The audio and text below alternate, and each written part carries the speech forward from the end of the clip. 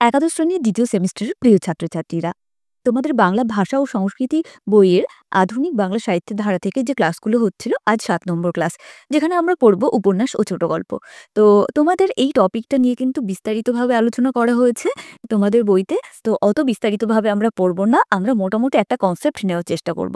তো তোমরা কি করবে, অবশ্যই একটা পেন্সিল বা পেন্সিল নিয়ে বসো হাতের সামনে, এবং যে যে জায়গাগুলো ইম্পর্টেন্ট আমি তো বলবো সেগুলো অবশ্যই পড়ার সাথে সাথে দাগিয়ে রাখো। তো দেখো, কষ্ট করে একটু ভিডিওটা শেষ পর্যন্ত দেখো, যেহেতু টপিকটা অনেকটা বড়, তো শেষ করতে তো একটু সময় লাগবেই, তাই না? তো আমিও তো কষ্ট করে সময় নিয়ে এতটা সময় ধরে ভিডিওটা বানাচ্ছি, তো তোমরাও একটু কষ্ট করে ভিডিওটা একবার দেখো, এবং আমি যেভাবে বলছি একবার পড়ে দেখো, দেখবে বিষয়টা ভীষণ কঠিন বলে মনে হবে না, বেশ সহজ বলে মনে হবে। আর দেখো, উপন্যাস ছোট গল্প এগুলো তো আমরা সকলেই টুকটাক কিছু হলেও তো পড়ি। বাইরের পড়া না পড়লেও সিলেবাসের পড়া অন্তত পড়ি। তো এই বিষয়টা বেশ ইন্টারেস্টিংই মনে হবে। তো চলো এই বিষয় থেকে আমরা জানবো কোন কোন বিষয়গুলো পরীক্ষায় আসার মতো। তো চলো শুরু করি। আর একটা কথা, যারা চ্যানেলে নতুন, তো তারা এই যে অংশটা, এর আগের ক্লাসগুলোর আমি প্লেলিস্টের লিংক দিয়ে দেবো ডেসক্রিপশনে, অবশ্যই চেক করে নিও। আর ভিডিওটা ভালো লেগে থাকলে অবশ্যই বন্ধুদের সাথে শেয়ার করতে ভুলো না কিন্তু। আরেকটা কথা মনে রাখো, যে এই টেক্সটটা শেষ হলে আমি কিন্তু তোমাদের পরীক্ষায় আসার মতো কিছু প্রশ্ন উত্তরের ভিডিও আনতে চলেছি। তো অবশ্যই চ্যানেলের সাথে যুক্ত থাকো আর সঙ্গে থেকো। তোমাদের ভালোবাসায় আমাদের এগিয়ে চলার বাধা হোক।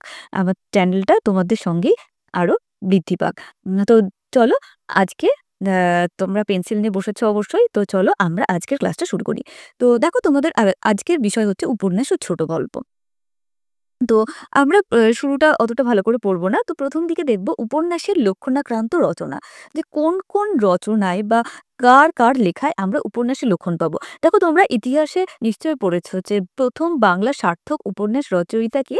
বঙ্কিমচন্দ্র। তো তার উপন্যাসটা কি? দুর্গেশ নন্দিন। তোমরা নিশ্চয়ই সবাই এটা জানো।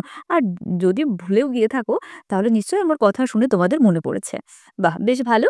তো দেখো, তো বলা হচ্ছে কোন কোন লেখাতে আমরা উপন্যাসের লক্ষণ পাচ্ছি। তো বলা হচ্ছে ১৮৫২ সালে 'the last day of the week' নামক একটি ইংরেজি আখ্যানের ছায়া অনুসারে হ্যানা ক্যাথেরিন মুলেন্স নামের এক বিদেশিনী বাংলা ভাষা শিখে ফুলমণি ও করুণার বিবরণ রচনা করেন। তাহলে আমরা তো নাম শুনে বুঝতে পারছি যে ইনি একজন ব্রিটিশ মহিলা, নাম হ্যানা ক্যাথারিন মুলেন্স। তো তিনি কি করেছিলেন? 'The last day of the week' এই যে একটা ইংরেজি আখ্যান, বা আখ্যান মানে হচ্ছে কোনো কিছুর গল্প, মানে এমন গল্প যেটা পরপর ঘটনাগুলি বলা হয়েছে। তো এই যে আখ্যান জাতীয় রচনা, এটাকে তিনি কি করলেন? বাংলাতে তিনি রচনা করলেন। যে বাংলাতে লিখলেন এই ঘটনাটা। তো এটি একটি খ্রিস্টান পরিবারের ঘটনা। এই রচনাটির ভাষা সাধু হলেও সরস। তো যাই হোক, তো এটার মধ্যে আমরা একটু মানে কিছুটা আখ্যান জাতীয় লেখা দেখলাম। দেখো, এতদিন যা রচিত হচ্ছিল সবই কিন্তু কাব্য কবিতা আমরা দেখলাম, এবং ১৯ শতকে এসে, অর্থাৎ ১৮০০ খ্রিস্টাব্দে ফোর্ট উইলিয়াম কলেজের প্রতিষ্ঠার সাথে সাথে বাংলা গদ্যের রচনা শুরু হলো। তো সেক্ষেত্রে দেখেছিলাম সেগুলো টেক্সট বইয়ের মধ্যে সীমাবদ্ধ থাকছে। এরপর রামমোহন রায়, তারপর ঈশ্বরচন্দ্র বিদ্যাসাগর এরা এলেন। এরাও কিন্তু প্রবন্ধ এসব রচনা করলেন। তো এই ঠিক একই সময় দেখো, ধীরে ধীরে উপন্যাস বা যে ছোট গল্প, এই রচনা শুরু হবে। কিভাবে হচ্ছে সেই প্রেক্ষাপটটা আমরা দেখছি। তো আমরা ১ম পেলাম হ্যানা ক্যাথরিন মুলেন্স নামক একজন বিদেশিনীর লেখা। তিনি লিখলেন যে আখ্যানটি, সেটার নাম দিলেন 'ফুলমণি ও করুণার বিবরণ'। সালটা ছিল ১৮৫২। আচ্ছা, এরপর আমরা দেখব যে প্যারীচাঁদ মিত্র বা টেকচাঁদ ঠাকুর। দেখো, আমি কিন্তু শুধুমাত্র ইম্পোর্টেন্ট বিষয়গুলোই বলছি, আর বাকি কিন্তু বলছি না। বিশেষ করে এই টপিকটার ক্ষেত্রে, যে প্যারীচাঁদ মিত্র বা টেকচাঁদ ঠাকুর, ইনি কি করলেন? ১৮৫৮ সালে তার একটি বই প্রকাশিত হলো। সেটির নাম হচ্ছে 'আলালের ঘরের দুলাল'। এই জায়গাটা ভীষণ গুরুত্বপূর্ণ, যে এটা একটা মৌলিক রচনা, যেখানে তিনি কি করলেন? আকর্ষণীয় ভঙ্গিতে গল্প পরিবেশন করার চেষ্টা করলেন। যে এরকম সবই শুরু হচ্ছে যে ১ম কোনো বাঙালি এমন একটা কিছু লিখলেন যেখানে আকর্ষণীয় ভঙ্গিতে কিছু গল্প বলার চেষ্টা করা হচ্ছে। এতদিন কিন্তু এই বিষয়টা ছিল না। তো সেই তার যে 'আলালের ঘরের দুলাল' সেই রচনাটিতে অবশ্য তদ্ভব ও দেশি শব্দ ব্যবহার তিনি বেশি করেছেন। মানে সেই সময়ের বাংলা ছিল কেমন বলতো? বেশিরভাগ সংস্কৃত ঘেঁষা। মানে সংস্কৃত তৎসম জাতীয় শব্দ বেশি ব্যবহার করা হতো। যেহেতু সেই সময়টা সাধু ভাষার বেশি প্রয়োগ ছিল। আমরা তো ক্লাস 11 এর এই তোমাদের এই ক্লাস সিরিজ 1st সেমেস্টারের ভাষাতে সাধু ভাষা ও চলিত ভাষার পার্থক্য পড়েছি। তো তোমরা সাধু ভাষার বৈশিষ্ট্যগুলো জানো। তো দেখো, তো সেই এই সময় দাঁড়িয়ে টেকচাঁদ ঠাকুর বা প্যারীচাঁদ মিত্র করলেন কি, তিনি তৎসম শব্দ বাদ দিয়ে তদ্ভব এবং দেশি শব্দ ব্যবহারের চেষ্টা করলেন। তো তার কিছু ভাষার নমুনা তো দেওয়াই আছে, যেমন দেখো তোমাদের বইয়ে বলা হয়েছে, উদাহরণ দেওয়া হয়েছে যে রাত্রি প্রায় শেষ হইয়াছে, কলুরা ঘানি জুড়ে দিয়েছে, বলদেরা গরুর দইয়া চলিয়াছে, ইত্যাদি ইত্যাদি একটা যে তিনি এই ধরনের ভাষা প্রয়োগ করলেন। এ থেকে বোঝা যাচ্ছে যে তিনি প্রথম বাংলা গদ্যকে চলতি কথ্যবলির কাছাকাছি নিয়ে আসার চেষ্টা করলেন। অর্থাৎ সাধু ভাষার পরিবর্তে চলতি ভাষার তিনি প্রয়োগ ঘটানোর চেষ্টা করলেন। অর্থাৎ যে ভাষায় আমরা কথা বলছি সেই ভাষাটা প্রয়োগের তিনি চেষ্টা করলেন। এছাড়া তার আরেকটি লেখা মদ খাওয়া বড় দায়, জাত রাখার কি উপায়? এই বইটির যে উপদেশমূলক কাহিনী রয়েছে তাতেও কিন্তু একটা ছোট গল্পের একটা যেন আভাস রয়েছে। মানে তখনও ছোট গল্প লেখা শুরু হয়নি। তো এই টেকচাঁদ ঠাকুরের রচনায় কিন্তু এরকম একটা আভাস আমরা পেলাম। এর পরবর্তীকালে প্যারীচাঁদ মিত্রের পরে কালী প্রসন্ন সিংহ হচ্ছেন এমন ব্যক্তিত্ব যার রচনায় কিন্তু আবার আমরা এই উপন্যাস সংক্রান্ত বা উপন্যাসের লক্ষণ কিছুটা পেলাম। তো তার লেখা হুতম প্যাঁচার নকশা, তো ১৮৬১ থেকে ৬২ সাল রচিত, এটি চলিতে লেখা হলো। যেমন দেখো সেই ভাষার একটা উদাহরণ দেওয়া হয়েছে যে শীতকালের রাতে শিগগির যায় না, এক ঘুম দুঘুম, আবার প্রস্রাব করে শুলেও বিলক্ষণ এক ঘুম হয়। মানে একদম পুরো মুখের কথা, যে ভাষাতে আমরা কথা বলি, একদম মনের ভাব প্রকাশ করি, সেটা সাহিত্যের ভাষা বলে এতদিন সাহিত্যের ভাষা হিসেবে আলাদা ভাষার সৃষ্টি হয়েছিল সেটা নয়। একদম মুখের ভাষাকে প্রয়োগ করলেন তিনি। তো প্রথমে টেকচাঁদ ঠাকুর, তারপর কালী প্রসন্ন সিংহ, এরা দুজন লিখলেন। আচ্ছা, এরপর বলা হচ্ছে যে এই সময় ভূদেব মুখোপাধ্যায় লিখলেন ঐতিহাসিক উপন্যাস এবং কৃষ্ণকমল ভট্টাচার্য লিখলেন দুরাকাঙ্ক্ষের বৃথা ভ্রমণ। এই বই দুটো হচ্ছে ইতিহাসকে আশ্রয় করে কিছু কাল্পনিক কাহিনী। এই হচ্ছে কিছু উপন্যাস সংক্রান্ত উপন্যাসের লক্ষণ রয়েছে এমন কিছু রচনা। মানে তখনও সার্থক উপন্যাস রচনা হয়নি। এই টাইমে দেখা গেল কিছু এমন রচনা যেগুলিতে উপন্যাস বা ছোট গল্পের কিছু লক্ষণ আমরা পাচ্ছি।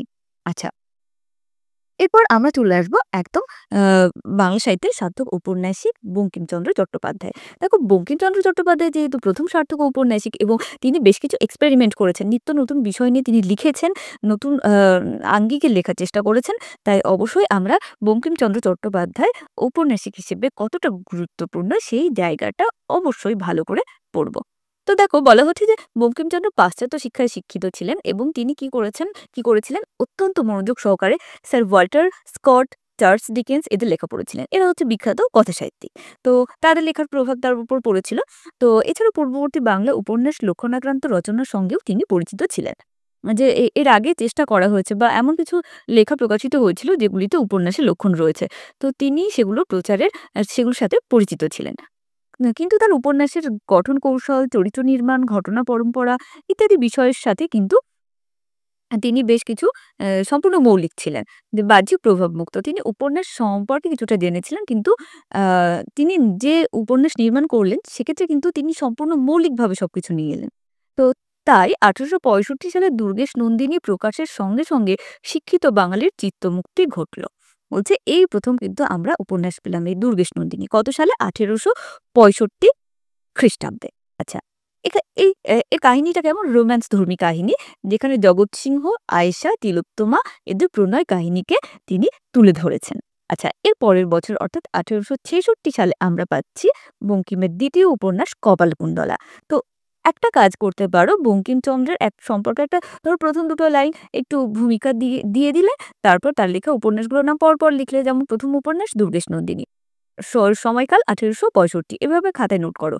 এবং তারপরে দেখো এই যে উপন্যাসের বিষয় সেটাও দেখো লিখে রাখো যে এখানে কি আছে, এটি রোম্যান্স ধর্মী রচনা, এখানে জগৎ সিংহ, আয়েশা, তিলোত্তমার প্রণয় কাহিনীকে দেখানো হয়েছে। আচ্ছা, তারপরে ধর ২ নম্বর উপন্যাস দিয়ে লিখলে যে কপালকুণ্ডলার প্রকাশকাল কত, এভাবে বা এর বিশেষত্ব কি, এর বৈশিষ্ট্য কি, এভাবে তুমি নিজের নোট নিজেই তৈরি করো। আচ্ছা, দুর্গেশ নন্দিনীর যেহেতু প্রথম উপন্যাস, তার মধ্যে তো কিছু ত্রুটি বা জড়তা থাকবে, সেটাই স্বাভাবিক। তো সেই ত্রুটি বা জড়তাকে অতিক্রম করলেন কিন্তু দ্বিতীয় উপন্যাস কপালকুণ্ডলাতে। তো বঙ্কিম কি করলেন? এই উপন্যাসে তার কল্পনা শক্তির অনন্যতা এবং রচনা শৈলী নৈপুণ্যে বাংলা সাহিত্যের এক চিরস্থায়ী কীর্তির তিনি তিনি জন্ম দিলেন, যেটা কপালকুণ্ডলা। তো কপালকুণ্ডলার বিষয়ে অনেকেই জানো।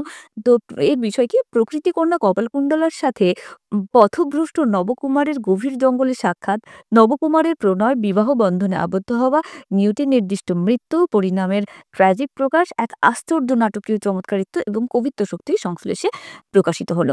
মানে এই উপন্যাসের প্রধান চরিত্র কপালকুণ্ডলা, যে একটি যাকে বলা হচ্ছে প্রকৃতি কন্যা। অর্থাৎ প্রকৃতির মধ্যেই সে লালিত পালিত হয়েছে।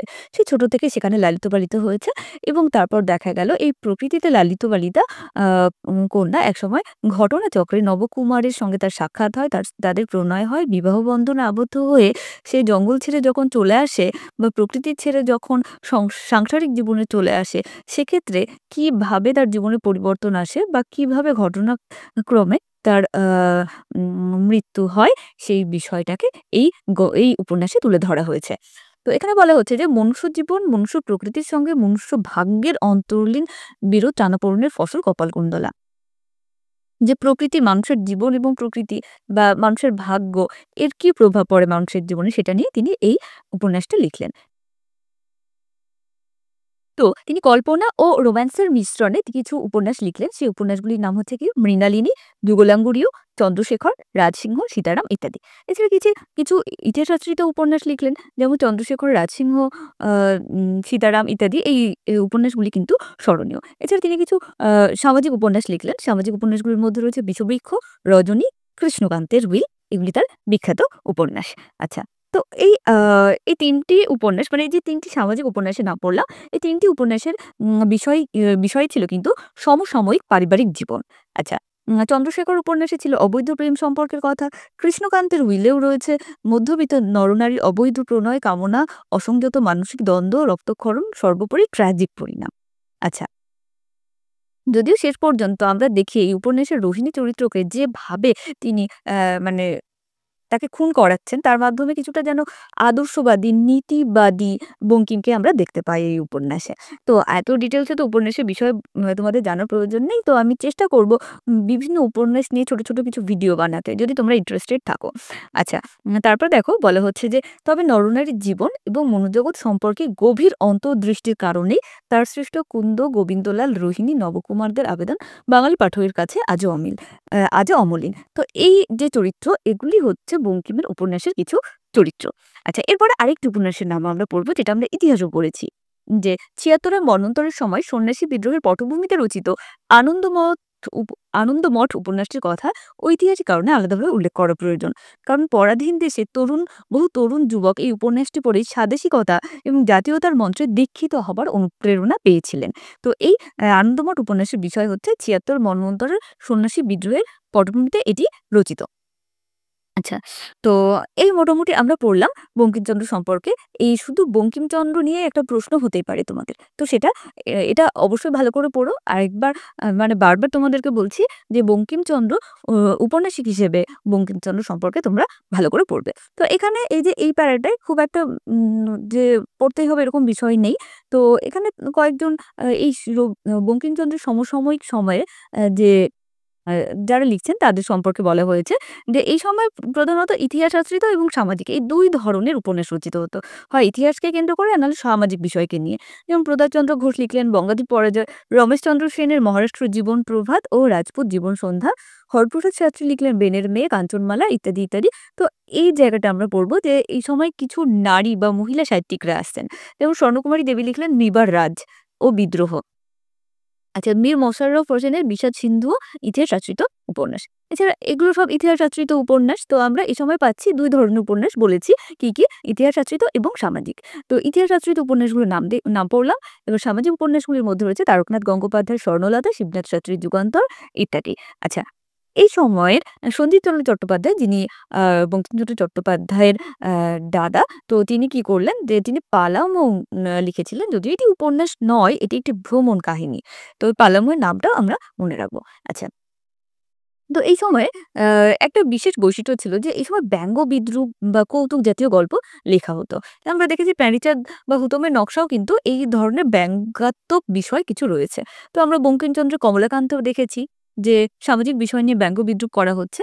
তো এই সময়ের যে ব্যক্তিটি মানে ত্রৈলোক্যনাথ মুখোপাধ্যায়ের নাম অবশ্যই এই ব্যঙ্গ বা কৌতুক জাতীয় গল্প লেখার জন্য কিন্তু তিনি বিখ্যাত। তার কঙ্কাবতী, ফোকলা দিগম্বর ইত্যাদি উপন্যাসগুলির বদলে ভূত ও মানুষ, মুক্তমালা, ডমরুচরিত ইত্যাদি গল্প আজও আমরা মনে রাখি। আচ্ছা, এই জায়গার কিছু মহিলা বা নারী সাহিত্যিকদের কথা রয়েছে। দু একজনের সম্পর্কে আমরা শুধু দেখব। যেমন ধরো, যে ভারতীয় পত্রিকার সম্পাদিকা হিসেবে স্বর্ণকুমারী দেবী বাঙালি নারী মনকে নিয়ে এই সময় গল্প লিখতে শুরু করলেন। মেয়েদের লেখা বাংলা ছোট গল্পে তিনি পুরোধা, মানে তিনি প্রথম একজন মহিলা হিসেবে ছোট গল্প লেখা শুরু করেন। তার যমুনা, গহনা, কেন ইত্যাদি গল্পে মেয়েদের পুরুষ কেন্দ্রিক জীবন এবং পারিবারিক অবহেলার নানান বিষাদ করুণ ছবি ফুটে ওঠে। এই সময় আর কয়েকজন মহিলা সাহিত্যিকরা লিখলেন, তারা হচ্ছেন সরলা দেবী, ইন্দিরা দেবী, শান্তা দেবী, সীতা দেবী। এরা বারবার কি লিখেছেন, ব্যর্থ প্রেম, পুরুষের ও পরিবারের অবহেলার কথা, এই সমস্ত কথা নিয়ে তারা কিন্তু ছোট গল্প রচনা শুরু করলেন।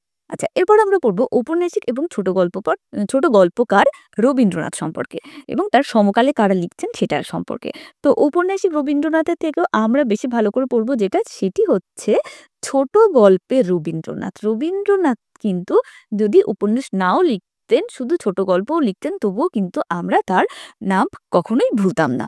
তো আমরা দুটোই পড়বো। যদি পরীক্ষায় দেয় কথাসাহিত্যিক রবীন্দ্রনাথ সম্পর্কে আলোচনা করো, তো সেক্ষেত্রে আমাদেরকে রবীন্দ্রনাথের উপন্যাস এবং ছোট গল্প ২ বিষয় সম্পর্কেই কিন্তু বলতে হবে।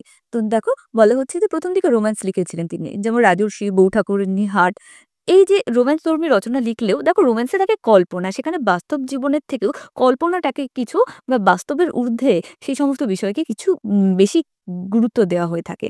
তো প্রথম দিকে রবীন্দ্রনাথ রাজর্ষি, বউ ঠাকুরানীর হাট, এই যে রোম্যান্সধর্মী কিছু লেখা লিখলেন, কিন্তু তিনি যখন লিখলেন চোখের বালি ১৯০৩ সালে, সেই সময় দেখা গেল যে তিনি কিন্তু আর রোম্যান্সের মধ্যে থাকছেন না। তিনি লিখছেন মানুষের মনস্তাত্ত্বিক জটিলতা নিয়ে, সামাজিক সংস্কার বা বিভিন্ন প্রবৃত্তির যে দ্বন্দ্ব, সেই সমস্ত বিষয়কে লিখলেন।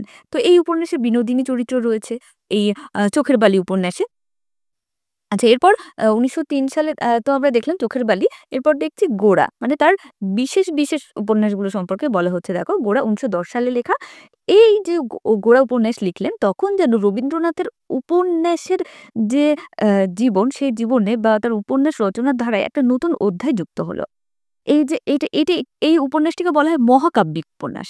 যে কেন মহাকাব্যিক বলা হচ্ছে, দেখো, সমাজ, পরিবার, ব্যক্তির আন্তঃসম্পর্ককে তিনি স্বদেশের মহাকাব্যিক পটভূমিকে প্রতিস্থাপিত করে রাজনীতি, সমাজ সংস্কার এবং স্বাদেশিকতা প্রসঙ্গে উপন্যাসের আঙ্গিকে ব্যক্তির ভূমিকা ও অবদান অনুসন্ধানে রত হলেন। এই উপন্যাসে দেখি গোরা চরিত্র হচ্ছে প্রধান চরিত্র। তো এই গোরা ভীষণভাবে ধার্মিক, নিজের দেশ, নিজের কালচার সমস্ত কিছুকে ভীষণ ভালোবাসে এবং একসময় দেখতে পাবো এই গোরা কিন্তু ভারতীয় নয়। সে একটি ব্রিটিশ সন্তান এবং গোরার বাবা-মা তাকে ঘটনাচক্রে, তাকে শিশু বয়সে তাকে উদ্ধার করেছিলেন এবং গোরার মা যেহেতু নিঃসন্তান ছিলেন, তাই কিন্তু গোরার মা গোরাকে সন্তান হিসেবে প্রতিপালন করেছিলেন। এবং উপন্যাসের শেষে দেখা যাবে যে গোরা নিজের সংস্কৃতি, নিজের ধর্ম নিয়ে এত বেশি উচ্ছ্বসিত, সে কিভাবে নিজে পরিবর্তন হয়ে যাচ্ছে এবং সে এমন এক ভারতবর্ষের কথা বলছে যে ভারতবর্ষে কোনো ধর্মীয় বিভেদ নেই, বা এমন বিশ্বপ্রেমের কথা বলছে যেখানে মানুষে কোনো বিভেদ নেই। যাই হোক, তো এই যে ভাবনাটা এই গোরা উপন্যাসে তিনি যেভাবে লিখলেন, তার ফলে কিন্তু তার উপন্যাসে একটি নতুন অধ্যায়ের সূচনা হলো। আচ্ছা, এই সময় তিনি যে মানে বঙ্গভঙ্গ যে পরবর্তী সময়, সেই সময় উত্তাল সমাজ রাজনৈতিক আবহে লিখলেন একে ঘরে বাইরে ৪ অধ্যায়ের মতো উপন্যাস। আচ্ছা, এরপর এর পরবর্তীকালের যে উপন্যাস, ঘরে বাইরে ৪ অধ্যায়ে আছে কি বঙ্গভঙ্গ পরবর্তীকালের যে বাংলার সামাজিক বা রাজনৈতিক অবস্থা, সেই বিষয়টাকে নিয়ে। এরপর রবীন্দ্রনাথ যে উপন্যাসগুলি লিখলেন, সেখানে দেখা গেল তত্ত্বচিন্তা, মননশীলতা, আধ্যাত্মিকতা, ইঙ্গিতময়তা ইত্যাদি বিষয়। এর সাথে কবির আত্মকথাও যেন কিছুটা মিশে গেল এই উপন্যাসে। তো এই যে বৈশিষ্ট্যের কথা বলা হলো, সেই বৈশিষ্ট্যের উপন্যাস রয়েছে কোথায়? কোন উপন্যাসে? চতুরঙ্গ, যোগাযোগ ইত্যাদি উপন্যাসে। এরপর দেখব আমরা শেষের কবিতা। এই উপন্যাসে বলা হচ্ছে গদ্য পদ্যের এক বিস্ময়কর মেলবন্ধন হলো, যার মাধ্যমে তিনি মানবীয় প্রেম সম্পর্ককে এক অতুলনীয় ঐশ্বর্য দিলেন। তোমরা যদি সময় পাও, এই শেষের কবিতা উপন্যাসটা পড়তে পারো। যদি নাও পড়তে পারো, তাহলে না হয় কোনো অডিও স্টোরি ইউটিউব থেকে শুনে নিতে পারো, ভীষণ ভালো লাগবে। আচ্ছা বা সিনেমাও হয়েছে সম্ভবত এটা নিয়ে। এই উপন্যাসের কাহিনী নিয়ে দেখতে পারো। আর যদি দেখে থাকো কেমন লাগলো অবশ্যই জানিও কিন্তু। আচ্ছা উম তাহলে কি করলেন? রবীন্দ্রনাথ উপন্যাসের ক্ষেত্রে দিলেন কি আধুনিক মনোভঙ্গি, ভাষার ঐশ্বর্য এবং নানা পরীক্ষা-নিরীক্ষার মাধ্যমে কিন্তু বাংলা উপন্যাসের যে একটা বিচিত্র সম্ভাবনা বা ভবিষ্যতের সম্ভাবনা রয়েছে সেটাকে কিন্তু তিনি তুলে ধরলেন। আচ্ছা এরপর উপন্যাস তো দেখলাম আমরা রবীন্দ্রনাথের এবার গল্প সম্পর্কে দেখছি। তো ১৮৯১ রবীন্দ্রনাথ ছোট গল্পটা কিন্তু খুব ভালো করে পড়বে। আগেও একবার বলেছি, আরেকবার বলছি। দেখো বলা হচ্ছে যে ১৮৯১ সালে হিতবাদী পত্রিকায় গল্প প্রকাশের মধ্যে দিয়ে তার আ গল্প রচনা আরম্ভ।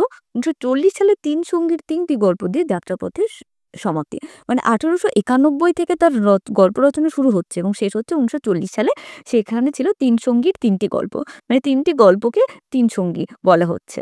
আচ্ছা এই ৫০ বছর তিনি অসংখ্য গল্প লিখেছেন। যেমন 'কঙ্কাল', 'শাস্তি', 'পোস্টমাস্টার', 'ক্ষুধিত পাষাণ', 'কাবুলিওয়ালা', 'ছুটি' ইত্যাদি গল্প। দেখো 'ছুটি' গল্পটা তোমাদের পাঠ্য তোমরা জানো এই গল্পটা কেমন।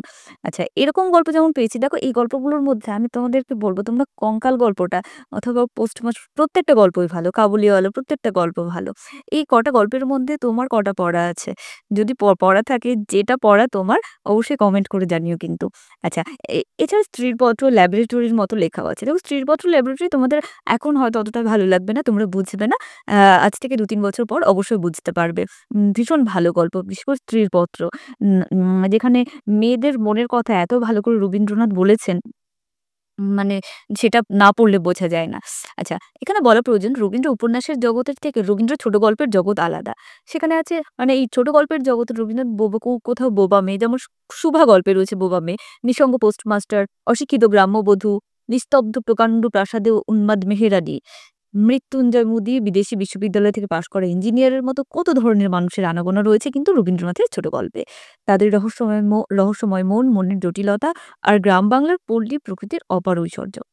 এই সবকিছুর আশ্চর্য রসায়নে তার ১ম দিকের প্রায় প্রতিটি গল্পের রস ও স্বাদ অভিনব এবং পরস্পরের থেকে কিন্তু আলাদা। এরপরে তিনি লিখলেন বেশ কিছু আলাদা ধরনের গল্প যেমন 'হালদার গোষ্ঠী', 'স্ত্রীপত্র', 'রবিবার', 'ল্যাবরেটরি'। এখানে মনন প্রধান গল্প যেখানে রয়েছে আধুনিক মানব জীবনের সমস্যা এবং মানুষের অন্তর্মনের জটিলতা।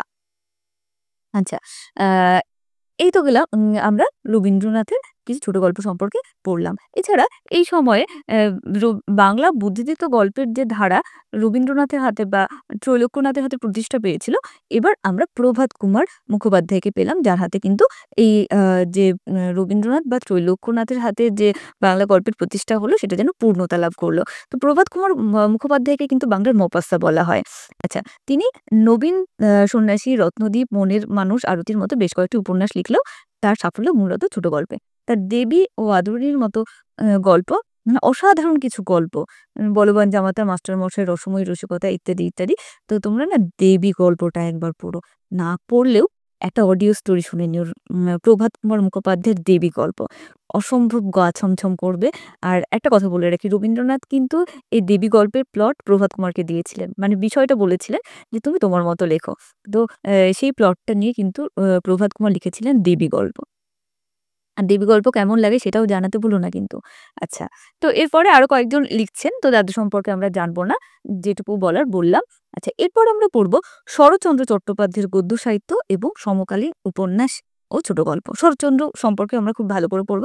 ঠিক যেমন পড়েছি রবীন্দ্রনাথ সম্পর্কে বা রবীন্দ্রনাথ যেহেতু উপন্যাস, ছোট গল্প লিখেছেন তার সম্পর্কে পড়েছি। বঙ্কিমচন্দ্র লিখেছেন উপন্যাস, তার সম্পর্কে পড়েছি। এবার ভালো করে পড়ব যেটা সেটা হচ্ছে কি শরৎচন্দ্র চট্টোপাধ্যায়। আচ্ছা আমরা শরৎচন্দ্র সম্পর্কে খুব ভালো করে পড়ব বলেছি। তো দেখো বলা হচ্ছে যে রবীন্দ্রনাথের ব্যক্ত ব্যক্তি স্বাতন্ত্র্য, আত্মজিজ্ঞাসা আর সমাজ ও স্বদেশ ভাবনার আদর্শ গড়পড়তা বাঙালি পাঠকের মন স্পর্শ করতে পারছিল না। এছাড়া অন্য কারো পক্ষে তাঁকে অতিক্রম করে যাওয়া সম্ভব হচ্ছিল না। মানে আ মোটামুটি যারা সাধারণ বাঙালি তাদের কাছে কিন্তু রবীন্দ্রনাথের এই যে স্বদেশ ভাবনার আদর্শ বা সমাজ, এই এত উচ্চ ভাবনা ছুঁয়ে যেতে পারছিল না। বা এমন কেউ ছিলেন না উম যিনি কিন্তু এই রবীন্দ্রনাথকে অতিক্রম করে যেতে পারেন। ঠিক সেই সময় এলেন এমন ব্যক্তিত্ব যিনি যার লেখনী বা যার লেখা বাঙালি মনকে জয় করল। তিনি হলেন শরৎচন্দ্র চট্টোপাধ্যায়। তার লেখায় সমাজ অননুমোদিত প্রেম ও সামাজিক গোঁড়ামির প্রতি তীব্র কটাক্ষ নতুন রীতিতে প্রতিফলিত হলো। মানে যে প্রেমকে সমাজ অনুমোদন দেয় না ঠিক সেই রকম প্রেম দেখালেন তিনি।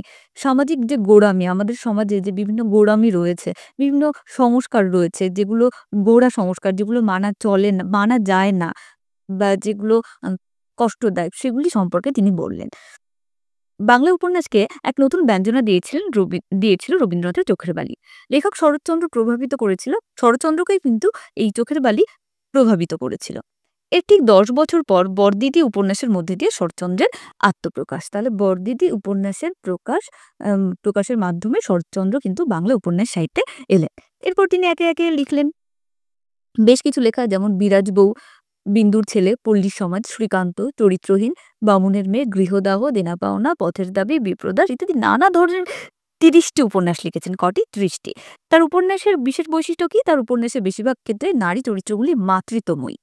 বাঙালি পরিবারের কেন্দ্রে আসীন যে নারী শত দহন সহ্য করেও সমস্ত কিছু ধারণ করে রাখে। যে এমন একজন নারী থাকেন যে তিনি মাতৃত্বময়ী এবং যে পরিবারের যে নানা রকম যন্ত্রণা সহ্য করেও কিন্তু তিনি সমস্ত কিছু সহ্য করে তিনি থাকেন। শরৎচন্দ্র বাঙালির মনোভূমির সেই নারীকেই বারবার আবিষ্কার করেছেন। এক্ষেত্রে তার কিছু নারী চরিত্রের কথা বলা হচ্ছে যে অচলা, ষোড়শী, কিরণময়ী এরা কিন্তু ব্যতিক্রম নায়িকা হিসেবে গণ্য হতে পারেন। আর শরৎচন্দ্রের যে পুরুষ চরিত্রেরা তারা উদাসীন, সৃষ্টি ছাড়া স্নেহের কাঙাল এবং নিজ পৌরুষের পরিবর্তে তারা পরের উপর নির্ভরশীল। যার সঙ্গে কিন্তু খাঁটি বাঙালি পুরুষদের সামঞ্জস্য অনস্বীকার্য। এছাড়া একদিকে যেমন কিছু স্বার্থপর কূট মানুষদের সঙ্গে সরল, উদার, প্রাণময় ও পরোপকারী লোকেদের সংমিশ্রণে যে গ্রামীণ জীবনের ছবি আঁকলেন, তাও কিন্তু বাংলার গ্রাম জীবনের কাছাকাছি। তো এই যে গ্রাম বাংলার ছবি আঁকতে গিয়ে তিনি কিন্তু গ্রামের সব রকম মানুষের ছবি আঁকলেন। যে গ্রামের অপমান, অত্যাচার, স্বার্থপরতা, জমিদারতন্ত্রের শোষণ সমস্ত কিছুকে তিনি কিন্তু পুরো একদম হুবহু তুলে ধরলেন। আচ্ছা, এছাড়াও তিনি তুলে ধরলেন কিছু অসহায় নিষ্পেষিত মানুষদের প্রতি অশ্রুসজল মমত্ব, সহানুভূতি এবং আ গরিব ভালোবাসার বোধ তাকে অপ্রতিদ্বন্দ্বী করে তুলল। তো এখানে একটা কথা বলে রাখি যে শরৎচন্দ্র যখন লেখা শুরু করে যে তিনি বলেছিলেন যে, "যারা শুধুমাত্র দিয়েই গেল কিন্তু কিছু পেল না, তাদেরকে নিয়ে আমি লিখতে চাই।" অর্থাৎ যারা সারা জীবন শুধু দিয়েই যায় বা যে শ্রেণীর মানুষ তাদেরকে নিয়ে কিন্তু আমি লিখব। এজন্যই কিন্তু আমরা দেখছি সেই নারীদের কথা যারা কিন্তু সংসারে দিয়ে যান, কিছু পান না, তাদের কথা তুলে ধরলেন। এবং সেই নিম্ন শ্রেণীর মানুষ যারা আ উম যাদের উপরে কিন্তু সমাজটা আ দাঁড়িয়ে আছে অথচ তারাই কিন্তু সমস্ত কিছু থেকে বঞ্চিত, সেই মানুষদের কথা কিন্তু শরৎচন্দ্র বললেন। আচ্ছা, তাই যে বাঙালি বুক দিয়ে বঙ্গভঙ্গ রোধ করল, সে শরৎবাবুর উপন্যাসে খুঁজে পেল শতছিদ্র যৌথ সংসারে অক্ষুণ্ণ অটুট অবস্থা। তার উপন্যাসে ১ম চাষা, চাকর, মিস্ত্রি, নায়েব, স্ত্রীলোক তাদের সত্যিকারের ভাষায় কথা বলে উঠল। এ জীবন্ত ভাষা উপন্যাসকে দিল গতিশীলতা ও আবেগ। এই প্রাঞ্জল গদ্যরীতি ও মমতায় আচ্ছন্ন জীবনবোধ ঔপন্যাসিক শরৎচন্দ্রকে জীবদ্দশাতেই কিংবদন্তিতে পরিণত করেছিল। বলছে এমন তিনি বেঁচে থাকতে এত জনপ্রিয়তা পেয়েছিলেন যে আর কোনো বাঙালি কিন্তু বাঙালি যারা গদ্য লিখেছেন তারা কিন্তু এত প্রশংসা পাননি। তো একটা প্রশ্ন করি তোমাদেরকে ক্লাস 10 এ শরৎচন্দ্রের একটি রাজনৈতিক উপন্যাসের কিছুটা অংশ পড়তে হয়েছিল। আ তো সেই গল্পের আ নামটা তোমরা কমেন্ট করে জানিও। তোমাদেরকে আমি তাও একটা ক্লু দিয়ে রাখি যে সেই গল্পের প্রধান চরিত্রের নাম ছিল অপূর্ব। আচ্ছা, তোমরা অবশ্যই কমেন্ট করে জানিও। আচ্ছা, তারপর কি বলা হচ্ছে দেখো যে ছোট গল্পকার তার ছোট গল্প সম্পর্কে এবার বলা হচ্ছে যে আ তার ছোট গল্প কিন্তু একই রকম বিষয় আমরা দেখতে পাই। তার কিছু বিখ্যাত গল্প হচ্ছে 'মহেশ', 'অভাগীর স্বর্গ', 'লালু' ইত্যাদি গল্প বাংলা সাহিত্যের অমূল্য সংযোজন। এখানেও তিনি গ্রামের অসহায়, নিরন্ন প্রান্তিক মানুষের দুর্দশা ও লাঞ্ছনাকে গভীর মমতা সহকারে ফুটিয়ে তুলেছেন।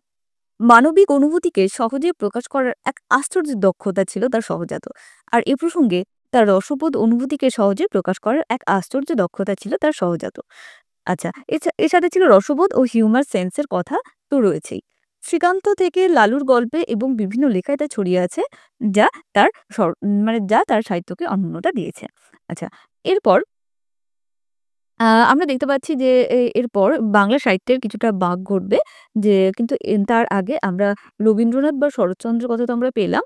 আ আচ্ছা, এবার দেখব শ্রীকান্ত, ভবঘুরে, অমিত আ এরাও হচ্ছে বাউন্ডুলেপনা এই ২ জন নায়ককে আমরা পেলাম।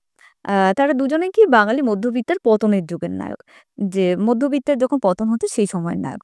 তো এই সময় আমরা আরো একটু অন্যরকম কিছু অন্য স্বাদের আমরা লেখা পাবো। যেমন ১৯২৯ সালে প্রকাশিত বিভূতিভূষণের পথের পাঁচালী। যে এখানে যে অপু দুর্গা নামক বালক-বালিকার বড় হয়ে ওঠা, বেঁচে থাকা, সেখানে রয়েছে জীবনের প্রতি মৌলিক কৌতূহল। তো আমরা এখন বিভূতিভূষণ, তারাশঙ্কর, মানিক এই ৩ জন সম্পর্কে পড়ব। এই বিষয়টাও কিন্তু পরীক্ষার জন্য গুরুত্বপূর্ণ। তো আমরা জানি বিভূতিভূষণের বিখ্যাত রচনা পথের পাঁচালী, শ্রেষ্ঠ উপন্যাস, অপু দুর্গার সর্বজয়া, হরিহর, ইন্দি ঠাকুরন তারা রয়েছে তারা রয়েছেন এই উপন্যাসের চরিত্র হিসেবে। এরপর আমরা পাচ্ছি ম বিভূতিভূষণের আরো কিছু উপন্যাস যেমন অপরাজিত, আরণ্যক, কিন্নর দল। আ এটি কিন্নর দল ঠিক উপন্যাস বলা হয়েছে, কিছুটা বড় গল্প। যাই হোক, বিভূতিভূষণের লেখায় প্রকৃতি ও মানুষ কখনো অচ্ছেদ্য, কখনো প্রকৃতির সম্প্রসারণ। তোমরা তো পথের পাঁচালী কিছুটা অংশ ছোটবেলায় পড়েছো।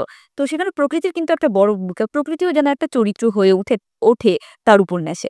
তার উপন্যাসে সহজ সাধারণ অন্তজ মানুষের ভিড় তিনি কোথাও যেন তাদের গড়ে তোলার চেষ্টা করেন না। জীবনের স্বতঃস্ফূর্ত ছন্দে তারা এমন রূপ লাভ করে। অন্যদিকে ঔপন্যাসিক তারাশঙ্কর বন্দ্যোপাধ্যায়ের লেখার জগৎ মহাকাব্যিক বিপুলতায় গড়া। যে তারাশঙ্কর, এবার আমরা তারাশঙ্কর বন্দ্যোপাধ্যায় সম্পর্কে পড়ব।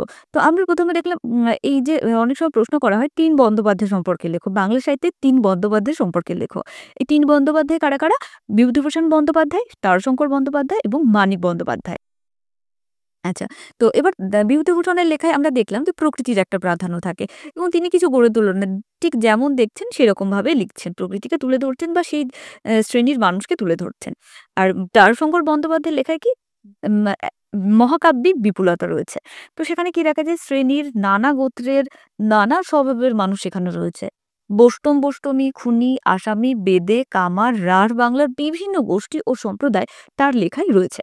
এই সঙ্গে রয়েছে বাঁকুড়া, বর্ধমান, বীরভূমের ভূপ্রকৃতি এবং ঊনবিংশ ও বিংশ শতকের পরিবর্তমান ইতিহাস এর মধ্যে রয়েছে।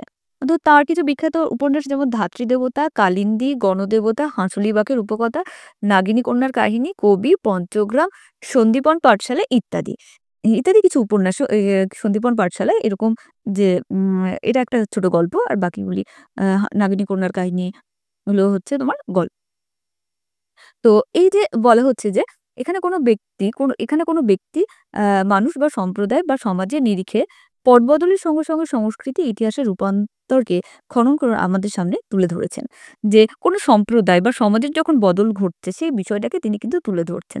এবং তার লেখার আরেকটি বিশেষ বৈশিষ্ট্য হচ্ছে জমিদার তন্ত্রের পতন। যে জমিদার তখন সেই সময় জমিদার শ্রেণীর মানে জমিদার শ্রেণীর অবসান চলছে বা ধরো নবীন-প্রবীণের দ্বন্দ্ব। এটা তারাশঙ্কর বন্দ্যোপাধ্যায়ের রচনার একটি বিশেষ বৈশিষ্ট্য। আচ্ছা, এরপর আরেক বন্দ্যোপাধ্যায় মানিক বন্দ্যোপাধ্যায়।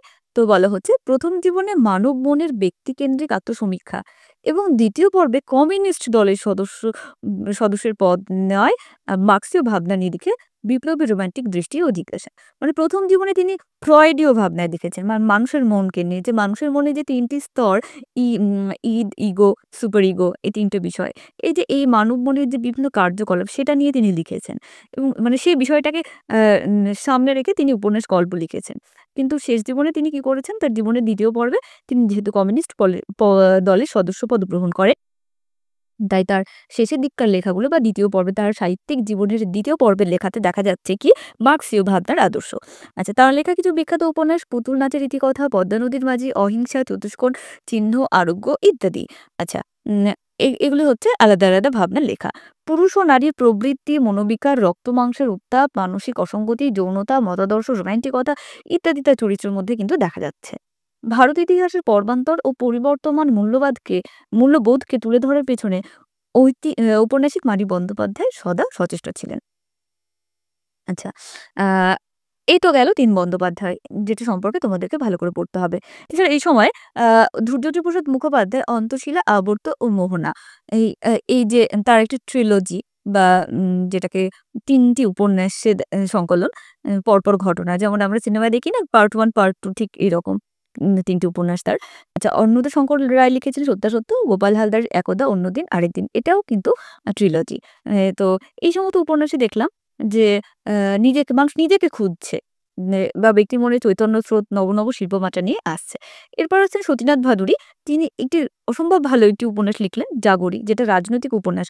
এবং আরেকটা কথা বলে রাখি, একটা ইনফরমেশন দিয়ে রাখি। 'জাগরি' উপন্যাস আ রবীন্দ্র পুরস্কারে পুরস্কৃত এবং এই উপন্যাসটি সতীনাথ ভাদুড়ীর নিজের রাজনৈতিক জীবনের প্রভাবে রচিত।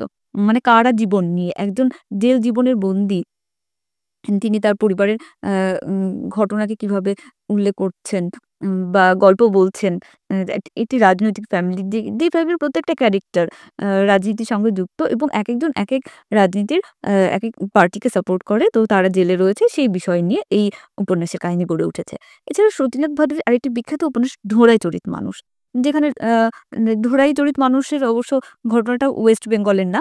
তো এখানে দেখা যায় ঢোঁড়ার মতো অন্তজ শ্রমজীবী মানুষের জীবন, সংস্কার, ধর্মবিশ্বাস ইত্যাদি পৌরাণিকতা ইত্যাদি বিষয় এর মধ্যে রয়েছে। আচ্ছা। আ এরপর আমরা আ পাচ্ছি পরশুরাম বা রাজশেখর বসু, মানে ছোট গল্পকার। তিনি ছোট গল্প লিখেছেন। তার কিছু বিখ্যাত গল্প যেমন 'গড্ডালিকা', 'কদলি', 'হনুমানের স্বপ্ন', 'ধুস্তরী মায়া' ইত্যাদি কিছু গল্প সংকলন। এই সংকলনে বেশ কিছু গল্প রয়েছে যে গল্পগুলিতে আমরা দেখব দার্শনিকতা, যুক্তিবাদ, বুদ্ধিদীপ্ত, তির্যক, কটাক্ষ সংমিশ্রণ তাকে শ্রেষ্ঠত্ব দিয়েছে। আচ্ছা, এরপর আমরা পাচ্ছি রবীন্দ্রনাথ মৈত্র, বনফুল, সজনীকান্ত দাশ প্রমুখ। তো এতটা পড়ার দরকার নেই। আচ্ছা, এরপর প্রেমেন্দ্র মিত্রকে আমরা পেলাম যে গল্প বলার অসাধারণ ক্ষমতা রয়েছে তার মধ্যে। তো তোমরা তো প্রেমেন্দ্র মিত্রের একটি গল্প পড়েছো, তাই না? তোমাদের তো রয়েছে এবার 'তেলেনাপোতা আবিষ্কার'। তো তার গল্প বলার ক্ষমতা বা বলার স্টাইল তো তোমরা একটু হলেও জানো। তো তার 'পঞ্চস্বর', 'বেনামি বন্দর', 'মৃত্তিকা' ইত্যাদি গল্প গ্রন্থগুলিতে দেখা যায় বিষয় বৈচিত্র্যের দিক থেকে চরিত্র নির্মাণের সূক্ষ্মতায় এবং গূঢ় সাংকেতিকতায় সেটি অনবদ্য। আচ্ছা। জীবনের বিষাদময়তাকে তিনি আশ্চর্য মনীষিয়ানের সঙ্গে তুলে ধরেন। আর মানিক বন্দ্যোপাধ্যায়, জগদীশ গুপ্তরা মানুষের অন্তর্মনে যৌনতা, ক্রূরতা, লোভ, কামনা, বাসনা ইত্যাদি আমাদের মনের যে অন্তর্লীন যে আ চাওয়া পাওয়া সেই বিষয়গুলিকে তারা তুলে ধরেছেন। তাদের 'অতসী মামি', এই 'অতসী মামি' প্রাগৈতিহাসিক এই, এই দুটি মানিক বন্দ্যোপাধ্যায়ের লেখা বা 'অসাধু সিদ্ধার্থ', 'গতিহারা জাহ্নবী' এই গল্পগুলিতে এই সমস্ত বিষয় দেখতে পাই যে মানুষের অভ্যন্তরের যে যৌনতা, ক্রূরতা, লোভ, বাসনা এই যে নেগেটিভিটি যেগুলিকে আমরা সাধারণত সুপার ইগোর মাধ্যমে কন্ট্রোল করার চেষ্টা করি, সেই বিষয়গুলিকে যেন বেশি করে তুলে ধরা হয়েছে। আচ্ছা। উম এছাড়াও এই সময় কিছু বিখ্যাত গল্পকার বা উপন্যাস রচয়িতা আসলেন যারা নিজেদের দ্বারা অন্য স্টাইলে বা নিজস্ব স্টাইলে তাদের জায়গা তৈরি করে নিলেন। যেমন শৈলজানন্দ মুখোপাধ্যায়, অচিন্ত্য কুমার সেনগুপ্ত, মনোজী বসু, বনফুল, শরদিন্দু বন্দ্যোপাধ্যায়। শরদিন্দু বন্দ্যোপাধ্যায় বলতে একটা ডিটেকটিভ ক্যারেক্টার আসে। কমেন্ট করে জানিও যে সেই শরদিন্দু বন্দ্যোপাধ্যায় কোন ডিটেকটিভ ক্যারেক্টারের স্রষ্টা? আচ্ছা। আ তো এখান থেকে আর কিছু বলছি না। দেখো এখানে কিছু জায়গা আছে তো আমি অত বলছি না। তো ২-১ টা জায়গা জাস্ট না বললে না তাই বলছি। যে বনফুলের লেখা ২ টি উপন্যাস 'ডানা স্থাবর'। আচ্ছা, প্রবোধ কুমার সান্যাল লিখেছেন 'মহাপ্রস্থানের পথে'। মানে যে ২-১ টা মনে রাখতে হবে সেটা বলছি। শরদিন্দু বন্দ্যোপাধ্যায় কিছু ঐতিহাসিক উপন্যাস লিখলেন 'তুঙ্গভদ্রা তীরে গৌর মল্লার', 'তুমি সন্ধ্যার মেঘ'। আচ্ছা, এছাড়া অসাধারণ গোয়েন্দা কাহিনী লিখেছেন তিনি। তো গোয়েন্দা কাহিনী সেই গোয়েন্দার নামটা আমি তোমাদেরকে প্রশ্ন করেছি। অবশ্যই কমেন্ট করে জানিও কিন্তু। আচ্ছা, উম আচ্ছা, এরপর বলা হচ্ছে যে এই সময় আমরা একটা পালাবদল দেখলাম, তাই না? তো এই বিষয়টা আর বিস্তারিতভাবে বলছি না। এরপর জানবো স্বাধীনতা এবং পরবর্তীকালের উপন্যাস ও ছোট গল্পের গতি প্রকৃতি। যে আ স আ সমাজের একটা বড় প্রভাব কিন্তু সাহিত্যে পড়ে। কারণ আ সাহিত্যিক যিনি সাহিত্য রচনা করেন তিনি তো সমাজেই থাকেন। তো সমাজের রাজনৈতিক বা অর্থনৈতিক যেদিক থেকে পরিবর্তন আসুক না কেন তার প্রভাব আ মানুষের উপর পড়বে এবং সাহিত্যেও পড়বে। তো কি বলা হচ্ছে দেখো ২য় বিশ্বযুদ্ধ, ৫০ এর দুর্ভিক্ষ, দাঙ্গা, দেশভাগের রক্তপঙ্কিল পথে এলো ভারতের স্বাধীনতা। মূল্যবোধের অধঃপতন, অবক্ষয়ের অভিঘাতে বাংলা উপন্যাসের স্বাভাবিক বিকাশ ও গতিশীলতা রুদ্ধ হলো। যাযাবরের দৃষ্টিপাতের মতো আলগা চটকারি চটকা চটকদারিত্বে ভরা কিছু উপন্যাস লেখা হলো। মানে যাযাবর একজন আ এম মানে ঔপন্যাসিক দৃষ্টিপাতের মতো কিছু উপন্যাস লিখলেন। প্রমথনাথ বিশি লিখলেন 'লালকেল্লা', বিমল মিত্র লিখলেন 'সাহেব বিবি গোলাম', 'কুড়ি দিয়ে কিনলাম' ইত্যাদি। যেখানে ইতিহাসের চিহ্ন ও লক্ষণ রয়েছে, অতীতাশ্রয়ী একটা ঘরানা তৈরি হলো। এরপর আশাপূর্ণা দেবী লিখলেন 'প্রথম প্রতিশ্রুতি'। তার লেখায় শৈলবালা ঘোষ, জয়া, শান্তা দেবী, সীতা দেবী কিংবা প্রভাবতী সরস্বতীদের লেখালেখি থেকে সম্পূর্ণ একটা আলাদা। মানে এই সময় আর যারা লিখলেন তাদের থেকে কিন্তু আশাপূর্ণা দেবী কিছুটা যেন আলাদা আলাদা রকম আ একটি টেস্ট দিলেন পাঠককে। আচ্ছা, এরপর তিনি লিখলেন আশাপূর্ণা দেবী লিখলেন সুবর্ণলতা বকুল কথার মতো উপন্যাস। তো এই মনে রেখো এই সুবর্ণলতা বকুল কথা কিন্তু ১ম প্রতিশ্রুতিরই পরবর্তী অংশগুলি। আচ্ছা, তারও পরবর্তীকালে এলেন লীলা মজুমদার, প্রতিভা বসু। আচ্ছা, তো শহুরে মধ্যবিত্ত জীবনের পরিবার কেন্দ্রিক কাহিনী লিখলেন এই সময় বুদ্ধদেব বসু তার 'তিথিডোর' উপন্যাসে। এছাড়া ওই সময় সমকালীন সময়ের অভিঘাতে ধস্ত জীবনের অসহায়তা নিয়ে লিখলেন জ্যোতিরিন্দ্র নন্দী, সন্তোষ কুমার ঘোষ, নরেন্দ্রনাথ মিত্র, বিমলকর প্রমুখ লেখা। আচ্ছা, বাঙালি কি চিরতরে হারিয়ে ফেলল তা নন্দী লিখলেন ১২ ঘর এক উঠোন এই উপন্যাসে। আচ্ছা, রমেশচন্দ্র সেন তার কুরবালা উপন্যাসে দরিদ্র মানুষের বেঁচে থাকার নিরন্তর লড়াইয়ের ছবি জীবনের ছন্দকে প্রতিষ্ঠা করলেন। আচ্ছা, সমরেশ বসু কি করলেন? গঙ্গার পাড় থেকে ধুলোমাখা উম ঘিঞ্জি খাপড়ার চালওয়ালা বস্তিকে তুলে এনে দেখালেন মানুষের সংকট। মানে মানুষের জীবনের যে দুর্দশা সেগুলোকে তুলে ধরছেন সময়ের লেখকেরা। সেই লেখকদের বৈশিষ্ট্যটা আমরা মনে রাখবো। বা কারা লিখছেন, কি লিখছেন জাস্ট এগুলো মনে রাখবো। আধা কল্পে অমানবিক অবস্থা ও পরিবেশ ও মানবিকতার কাহিনী বিবৃত হলো। আধা গল্পটা সম্ভবত তোমরা 7-8 এ পড়েছো। জানি না তোমাদের মনে আছে কিনা। আচ্ছা, অসীম রায় তার গোপালদেব, দ্বিতীয় জন্ম ইত্যাদি উপন্যাসে করণীয় গদ্যে তিনি ফুটিয়ে তুললেন। আচ্ছা, তো দেখো এখানে আর অত ডিটেইলস এ দেখছি না, জাস্ট একটা করে উপন্যাসের নাম আমি কয়েকজন বিখ্যাত ঔপন্যাসিকের জাস্ট ১-২ উপন্যাসের নাম বলছি। যেমন সন্তোষ কুমার ঘোষ লিখলেন কিনু গোয়ালের গলি। সমরেশ বসু শ্রীমতী কাপে নরেন্দ্র মিত্র চেনামহল, যেখানে রয়েছে মধ্যবিত্তের মনের বিচ্ছিন্নতা, সংকট আর মধ্যবিত্ত মূল্যবোধের অবনমন। এটা দেখতে পাচ্ছি। আচ্ছা, উম এরপর নরেন্দ্রনাথ মিত্রের হেডমাস্টার, পালঙ্ক, পতাকা, নবেন্দ্র ঘোষের কল্কি, ত্রাণকর্তা, নারায়ণ গঙ্গোপাধ্যায় মাননীয় পরীক্ষক মহাশয়, সৌমিত্র তিথি প্রভৃতি গল্পের নাম করা যায়। আচ্ছা, এই সময় তিতাসের ঢেউয়ের মতো ধীর আলগা স্রোতে মালোপাড়া জন্ম, বিবাহ, মৃত্যুর সঙ্গে অন্তর্লীন জীবিকার ছবি নিয়ে এলো তিতাস একটি নদীর নাম। মানে একদম আঞ্চলিক একটি উপন্যাস যেখানে মালুদের জীবন কাহিনী তুলে ধরলেন কে? অদ্বৈত মল্লবর্মণ। ঠিক একই রকম উপন্যাস লিখলেন সমরেশ বসু 'গঙ্গা', অমরেন্দ্র ঘোষ লিখলেন 'চরকাসেম'। মানে নদী কেন্দ্রিক মানুষের জীবনকে এরা তুলে ধরলেন। আচ্ছা, এরপর দেখা যাচ্ছে যে মানুষের ব্যক্তিক সংকট, আত্মসমীক্ষাকে প্রাধান্য দেওয়া হয়েছে কিছু উপন্যাসে। যেমন 'স্বীকারোক্তি', 'শেকল ছেঁড়ার হাতের খোঁজে', 'মহাকালের রথের ঘোড়া' ইত্যাদি উপন্যাসগুলো। আচ্ছা, এই সময়ে উপসংহার টানতে হলে কমল কুমার মজুমদারের 'অন্তর্জলী যাত্রা', অনিলা সুন্দরী তাহাদের কথা ইত্যাদি উপন্যাসের কথা বলতে হয়। আচ্ছা, এছাড়া সমাজ সচেতনতার আশাপূর্ণা দেবীর 'কার্বন কপি', জয় মলাটের মুখ, 'ঘুষ', 'মাথাধরা' ইত্যাদি গল্পে মধ্যবিত্ত জীবনের নানা রকম সমস্যাকে কিন্তু তুলে ধরা হয়েছে। আচ্ছা, এরপর একে আমরা পাচ্ছি মহাশ্বেতা দেবী, মতি নন্দী, কবিতা সিংহ, অমিয়ভূষণ মজুমদার। আচ্ছা, তোমরা মতি নন্দীর কোন লেখা পড়েছো বলো তো ক্লাস 10 এ? তোমাদের একটা তোমাদের যে আ সহায়ক গ্রন্থ ছিল টেক্সটের সাথে 'কোনি' পড়েছো, হ্যাঁ। যে শ্যামল গঙ্গোপাধ্যায়, সৈয়দ মুজতবা সিরাজ, সুনীল গঙ্গোপাধ্যায়, অতীন বন্দ্যোপাধ্যায় ইত্যাদি এনারা কিন্তু লিখছেন।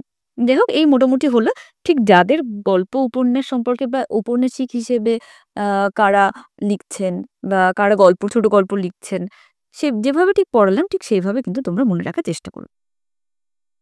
আচ্ছা, এরপর আমরা আরেকটি বিষয় পড়ব সংক্ষেপে শিশু কিশোর সাহিত্য। দেখো শিশু কিশোর সাহিত্য মানে এটি একটি বেশ গুরুত্বপূর্ণ বিষয়। কারণ আমরা শিশু বয়স থেকেই আ আমরা কিছু বই পড়ি। যাদের এমনি পড়ার অভ্যাস নেই তো তারা আমরা মোটামুটি সিলেবাসের মধ্যে যেটুকু পড়েছি সেটাই আমাদের পড়ার শিশু-কিশোর সাহিত্য। তো কি করা হয়? পৃথিবীর যেকোনো ভাষাতেই আ প্রাথমিকভাবে নীতিশিক্ষামূলক ছোট লেখা দিয়ে পাঠ্যপুস্তকের আয়োজন মিটত। ঊনবিংশ শতাব্দীতে যখন কি পড়ানো হবে, যখন পড়ানো শুরু হলো গদ্য, তখন ভাবা হচ্ছে কি পড়ানো হবে, কি পড়ানো হবে না। তো ঈশ্বরচন্দ্র বিদ্যাসাগর এই সময় লিখলেন বর্ণপরিচয়। আচ্ছা, এছাড়া যাতে এই সময় যারা পড়া শিখছে, বর্ণপরিচয় পড়ার পরে যাতে তারা তাড়াতাড়ি শিখতে পারে, এইজন্য কথামালা, আখ্যানমঞ্জরি, বোধোদয় ইত্যাদি পাঠ্যপুস্তক লিখলেন। এই সময় মদনমোহন তর্কালঙ্কার লিখলেন, শিশুশিক্ষা অক্ষয় কুমার দত্ত চারুপাঠ লিখলেন। আচ্ছা, তবে শিশুদের পাঠ্যপুস্তকের প্রয়োজনে এবং বেশিরভাগ লেখাই অন্য ভাষা থেকে অনুদিত প্রচলিত কাহিনী নির্ভর বা সংস্কৃত রচনার ভাবানুবাদ হলো। অর্থাৎ যে শিশু মনের উপযুক্ত মৌলিক রচনার জন্য কিন্তু আমাদেরকে আরো কিছুদিন অপেক্ষা করতে হবে। মানে মৌলিক কিছু রচনা তখনও শিশুদের জন্য লেখা হচ্ছে না। তো এই সময় অক্ষরের পরিচয়ের বইকে আরো মনোরম ও শিশুমনের উপযোগী করার জন্য যোগীন্দ্রনাথ সরকার এলেন। তিনি লিখলেন হাসিখুশি, হাসিরাশি, ছবি ও গল্প, হাসি মেলা। যেখানে ছবির মাধ্যমে শিশুদের গল্প কবিতা পরিবেশন করা হলো। আচ্ছা, এছাড়া শিবনাথ শাস্ত্রী, কেশবচন্দ্র সেন, ত্রৈলোক্যনাথ মুখোপাধ্যায় এরাও কিন্তু কিছু শিশু কিশোর কাহিনী রচনা করলেন। আচ্ছা, এরপর বলা হচ্ছে যে বাংলা শিশু সাহিত্য যার লেখায় স্বাবলম্বী হয়ে উঠল তিনি উপেন্দ্রকিশোর রায়চৌধুরী। তো আমরা ছোটবেলায় উপেন্দ্রকিশোর রায়চৌধুরী, টুনটুনির বই, পান্তাবুড়ি, সাক্ষী শিয়াল কিন্তু সবাই পড়েছি। বা এখন ছোটদের দেখবে YouTube এ এই গল্পগুলো দেখানো হয়। আচ্ছা, যেখানে রূপকথা, উপকথার প্রচলিত কিছু কাহিনী রয়েছে। দেশ-বিদেশে লেখার অনুবাদ, তথ্য সমৃদ্ধ জ্ঞানমূলক রচনা, খাঁটি বাঙালিয়ানা সমৃদ্ধ বহু লেখা লিখলেন। এরপর একে, একে অনেক শিশু সাহিত্যিক, কিশোর সাহিত্যিককে আমরা পেলাম, যেমন সুকুমার রায়, সুখলতা রাও, যোগেন্দ্রনাথ গুপ্ত, শরীন্দ্রমোহন মুখোপাধ্যায়, মণিলাল গঙ্গোপাধ্যায় প্রমুখ। আচ্ছা, বিশেষ করে সুকুমার রায়ের আবোল তাবোলের কথা কিন্তু উল্লেখ করতেই হবে। তিনি প্রচলিত যে ছড়া বাঙালি শিশু কিশোরদের জন্য লেখা হয় তার বাইরে বেরিয়ে তিনি ননসেন্স বা উদ্ভট জাতীয় তিনি লিখলেন।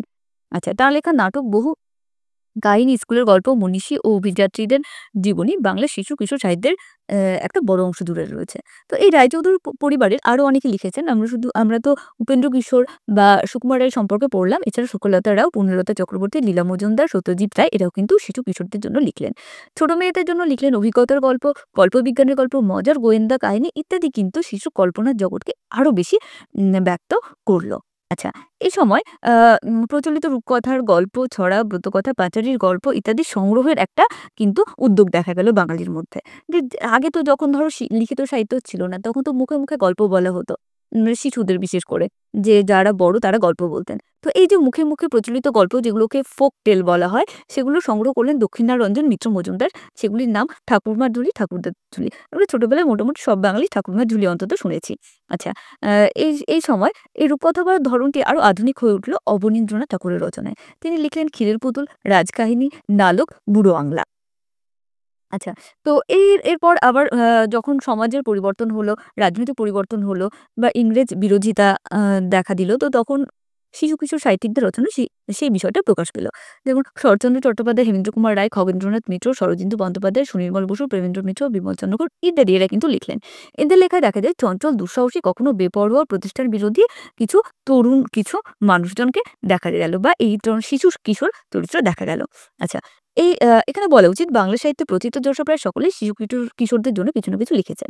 মানে যারা কিছু নামকরা সাহিত্যিক তারাও কিন্তু শিশু কিশোরদের জন্য কিছু লিখেছেন। যেমন রবীন্দ্রনাথ, তিনি লিখেছেন শিশু ভোলানাথ, সে খাপছাড়া ইত্যাদি লিখেছেন। এছাড়া সহজ পাঠের মতো পাঠ্যপুস্তক রচনা করেছেন বিভূতিভূষণ, তারাশঙ্কর, বিভূতিভূষণ মুখোপাধ্যায়, বন্দ্যোপাধ্যায় এবং মুখোপাধ্যায় দুজনেই কিন্তু আছেন, আলাদা, আলাদা নাম। নারায়ণ গঙ্গোপাধ্যায়, শিবরাম চক্রবর্তী, আশাপূর্ণা দেবী, আশালতা সিংহ, সাবিত্রী রায় সবাই কিন্তু শিশু কিশোরদের জন্য লিখেছেন। আচ্ছা, এরপরে শিশু কিশোর কিছু পত্রিকার কথা বলা হচ্ছে। কেশব সেনের বালক বন্ধু থেকে বাংলা শিশু কিশোর পত্রিকার যাত্রা শুরু। এরপর দেখা যাচ্ছে শিশু কিশোর পত্র পত্রিকার মধ্যে রয়েছে সখা, বালক, মুকুল, সাথী, সন্দেশ। সন্দেশের নাম সবাই জানো। রায়চৌধুরীর বাড়ি থেকে প্রকাশিত হতো। পাঠশালা, রংমশাল, শুকতারা, কিশোর ভারতী, কিশোর জ্ঞান, বর্তমানে আনন্দমেলা এখনো প্রকাশিত হয়। এগুলি রয়েছে। তো শিশু কিশোর সাহিত্য সম্পর্কে তোমাদের আলাদা প্রশ্ন আসতেই পারে। কারা লিখছেন, কি লিখছেন সেগুলি আমরা জানব। তো এই ছিল আজকের ক্লাস। আ ভিডিওটা ১ম থেকে শেষ পর্যন্ত দেখার জন্য অসংখ্য ধন্যবাদ। আর ভালো লেগে থাকলে অবশ্যই শেয়ার করতে ভুলো না, কমেন্ট করতে ভুলো না। আ আর একটা ক্লাস হবে। এরপরে তোমাদের লৌকিক সাহিত্যের নানা দিক ওটা একদিনে শেষ করে দেব। তারপর অবশ্যই প্রশ্ন উত্তর আলোচনা হবে। আমি চেষ্টা করছি যতটা তাড়াতাড়ি দেওয়া সম্ভব। তো আজ এ পর্যন্তই।